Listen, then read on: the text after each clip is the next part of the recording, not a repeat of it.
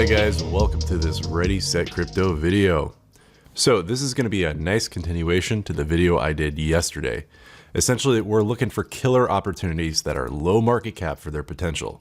Now, yesterday's video was 100 million and below, and now today's video is going to focus exclusively on market caps that are 50 million and below. So we're getting even smaller now. In fact, a lot on this list are under 25 million, so they're very undervalued for the potential I think they possess. There's one exception on this list that's valued at 100 million, but I didn't want to keep it off this video because I wanted to mention it, so I hope you forgive me. All right, so with that, let's get into it. So first up is one of the coins I'm most excited about. So OriginTrail is the first purpose-built protocol for supply chains based on the blockchain. The Trace token is a utility token that enables data operations on the OriginTrail decentralized network. So for example, we have a primary producer creates a product and it sends it out to processing, then it's moved to distribution and warehousing, and finally to the retailer.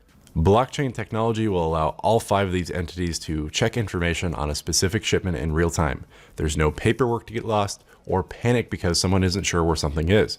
The system allows for automation of data and entry into the blockchain, and once entered, is secure and cannot be tampered with. What this enables is data interoperability. Every party can check the status of the shipment. GPS data could be included so it could be tracked, for example. As technology evolves, shipments can include sensors that monitor the package in transit. So if you're a company that specializes in selling fresh fish, you can unquestionably prove to your customers how long the fish has taken to reach them. And most importantly, it's been stored in the correct temperature the whole way to ensure its quality. So OriginTrail will harness the power of the blockchain technology to provide detailed real-time information about products as they move through the supply chain. Companies that use different computer systems and processes will be able to interface with the blockchain and its information, so nothing is lost in translation between systems. This service will be decentralized, which means there's no one person who holds the keys to this data. No one can tamper with or alter it once it's been uploaded. This solution also means that it can be scaled to meet changing demands, and it keeps costs low. So again, this project sounds great, but why does it need a cryptocurrency? The blockchain that OriginTrail will be using is known as the OriginTrail Decentralized Network. This is the network through which the supply chain data will travel. It's made up of nodes running all over the world. Companies that wish to use this network for their supply chain needs will have to pay the owners of the nodes Trace tokens, and in return, the nodes will then encrypt, handle, and distribute the data. The exact mechanics of the currency haven't been fully explained as of yet, but we should have a pretty good update coming by the end of Q1. OriginTrail will also operate on the Ethereum blockchain and so make use of smart contracts to ensure that each transaction is carried out in a trustless system for both parties, ensuring there's no disagreements or fraud. So essentially, what it all boils down to is that OriginTrail is a supply chain blockchain solution, but instead of a lot of the other solutions that we've seen out there, such as Walton, VeChain, Wabi, Modem, it's a protocol which separates it and makes it unique. Now, as such, they have a lot of hurdles to overcome, but I think I see the direction and the team necessary to make that happen. What's more is they have pretty good incentives for people to get in now. It's all but been confirmed that there'll be masternodes on the OriginTrail network. What amount that requires, nobody really knows right now. And the team is doing tests to see what amount would make sense for the network long term. So we won't have a better understanding of the masternode structure and the amount required until probably the end of March. But people have been rumoring that anything between 10,000 to 100,000 could be necessary. But at the current price, that's pretty doable for a lot of people. Personally, I think it would be something in between 20,000 and 50,000. So if you've ever wanted to have a masternode, this could be your opportunity to get in on one. I'll have another coin later on in this video that also has a potential for a pretty cheap masternode, so stay tuned for that. So next up we have Devery. And again, like OriginTrail, Devery doesn't offer any physical sensor using RFID or NFC tech like VeChain, Modem, Wabi. Rather, it's an open source protocol that anyone could build their next VeChain or Modem on. The token for Devery is called Eve, and it will be the gas of the network. Devery provides the toolset to allow companies to build commercial verification applications on top of the protocol, fueled by the native Eve token. And they've made some progress. They've released their alpha protocol on the testnet. Devery will be compatible with Wabi, Walton, and others. There are rumors that partnerships are in the works. The team has some big names behind them. You know, the potential market is obviously a global scope, and with the possibility of getting a large slice of a multi-trillion-dollar market. You know, I would not be surprised if it gets a boost to a $100 million market cap quickly just from exposure in a hyped niche. Now, the biggest problem right now with both Devery and OriginTrail is that they're really only available on decentralized exchanges.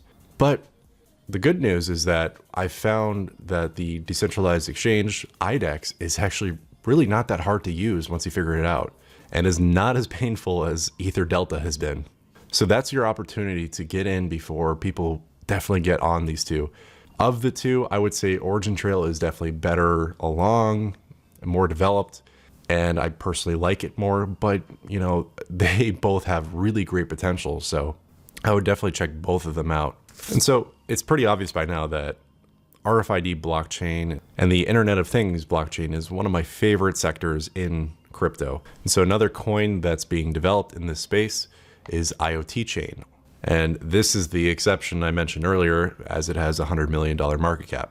It's being developed as a light operating system using the blockchain concept, and it's implementing hot new tech in the greater cryptocurrency space, such as practical Byzantine fault tolerance algorithms and DAG structures. And essentially, it's allowing data to be layered and stored in a decentralized manner and providing protection with the combined strength of millions of IoT nodes within the network. The technology will result in an economy of sharing for Internet of Things devices in a decentralized and energy-efficient environment while producing a wealth of valuable user data, which can be used as fuel for the development of AI, with users rewarded for providing this fuel. Under this network, the interconnection of IoT devices of a home, a business, or even a city can truly flourish without having to worry of transfer congestion, malicious attacks, or losing privacy. The implementation and monetization of the IOTChain network is not just a concept, but has very real applications in the near future. So for those in the know, this might sound very similar to another very big coin,